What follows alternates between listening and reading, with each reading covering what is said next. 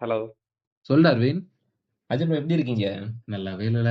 என்னாச்சு அஜய் ப்ரோ, வேலையை விட்டீங்கன்னு கேள்விப்பட்டேன். ஆமால, வேலையை விட்டு எடுத்து என்ன பண்றதுன்னு தெரியாம இருக்கலாம். பிசினஸ் ஏதாவது பண்ணலான்னு பார்த்தா நிறைய இன்வெஸ்ட்மெண்ட் பண்ற மாதிரி இருக்கு. ஸோ என்ன பண்றதுன்னு தெரியாம இருக்கலாம். ஆமா, உன்னை லே ஆஃப் பண்ணிட்டாங்கன்னு கேள்விப்பட்டேன். ஆமா அஜய் ப்ரோ, லே ஆஃப் பண்ண போறாங்கன்னு தெரிஞ்ச உடனே ஒரு பிசினஸ் பிளான் பண்ணேன். பட் ஒரு நிமிஷம் இவன் டிராகோ கால் பண்றான். ஆமா அஜய் ப்ரோ, அவன் வேற ஏதோ ஒரு பிசினஸ் பிளான் பத்தி பேசிட்டு இருந்தான். அவனையும் கால்ல ஆட் பண்ணுங்களேன். ஒரு நிமிஷம் இல்ல.